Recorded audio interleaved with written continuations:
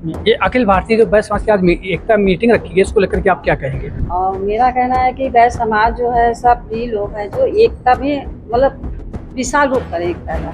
हमारे साथ एक मंच पे संगठित हो और वैश्य समाज जो है सभी अच्छे कार्यों में अपनी भागीदारी निभाए। कहीं ना कहीं पे महिलाओं को प्रताड़ित किया जाता है, उसको लेकर आप क्या कहेंगे? सबसे बड़ी कमी है महिलाएं की प्रताड़ित हो रही हैं तो वो आत्मनिर्भर नहीं है। इस समय हम हरदोई जनपद के एक गेस्ट हाउस में खड़े हैं, जहां पर आज अखिल भारतीय वैश्य समाज की सम्मेलन की एक यहाँ पर मीटिंग रखी है। उस मीटिंग का क्या उद्देश्य है, क्या है उसका मामला, हम यहाँ से जिला अध्यक्ष से जानेंगे और हमारे पास यहाँ जो पदाधिकारी हैं अखिल भारतीय वैश्य समाज के, उनको लेकर भी जानकारी करें क्या है पूरी मामला। सर क्या नाम है आपका? आलोक गुप्ता, जिला अध्यक्ष अखिल भारतीय सर्व वैश्य एकता महासभा। ये अखिल भारतीय जो वैश्य समाज की आज एकता मीटिंग रखी है, इसको लेकर के आप क्या कहेंगे? हमारे वैश्य समाज की जो ये बैठक है आज, इसका उद्देश्य ये है कि हमारे जनपद में, ब्लॉक में, नगर में जितने वैश्य भाई हमारे हैं उनको कहीं ना कहीं संगठित करना, उनको एक साथ बुलाना और नियुक्ति करना। कई समय से हमारी नियुक्तियां रुकी हुई थी, जिसमें आज मैंने नगर अध्यक्ष के पद पर, युवा नगर अध्यक्ष के पद पर, युवा जिला अध्यक्ष के पद पर और महिलाओं के कुछ पदों पर नियुक्तियां की है। हमारे साथ कुछ यहाँ पर जो अपने उत्तर प्रदेश के मुख्यमंत्री माननीय योगी आदित्यनाथ जी हैं, जिन्होंने महिलाओं को एक बहुत बड़ा तोहफा दिया है कि महिला सशक्तिकरण को लेकर आज हरदोई जनपद में वो भी देखा गया। हमारे साथ यहाँ पर महिलाएं भी हैं जिनको यहाँ पर पद से नवाजा गया है। वो क्या है पूरा मामला, उनसे जानिए। मैडम क्या नाम है आपका? मेरा संगीता गुप्ता, मैं नगर अध्यक्ष हूँ अखिल भारतीय वैश्य समाज के। और मेरा कहना है कि वैश्य समाज जो है सब भी लोग हैं जो एकता में मतलब विशाल रूप करें एकता का, क्योंकि जब हम विशाल रूप जब करेंगे तभी सब लोग एक हो सकते हैं। नहीं तो वरना जैसे हमने आपसे किया या उनने तुझसे किया है तो सभी लोग एक हों। और हमारा यही उद्देश्य है कि सभी को हम एक करें और सभी का इसका विस्तार हो। आज हमारा यहाँ प्रोग्राम हुआ है सम्मानीय धर्मशाला में।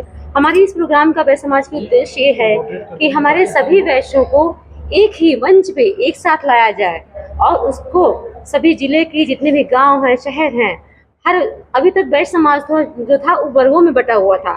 तो हमारा उद्देश्य है कि सारे उपवर्ग जो है एक साथ मिल करके हमारे साथ एक मंच पे संगठित हो और वैश्य समाज जो है सभी अच्छे कार्यों में अपनी भागीदारी निभाए और आगे बढ़े।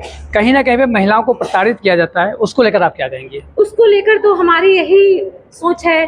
देखो, महिलाओं को प्रताड़ित करने में तो कुछ तो एक तो है शिक्षा की कमी, और अगर हमारे अंदर शिक्षा होगी, सबसे बड़ी कमी है महिलाएं की प्रताड़ित हो रही हैं तो वो आत्मनिर्भर नहीं है। अगर एक महिला आत्मनिर्भर है तो वो, अब जैसे ससुराल में प्रताड़ित हो रही हैं, वो अगर आत्मनिर्भर नहीं तो सबसे बड़ी होता है सक्षम पैसे से।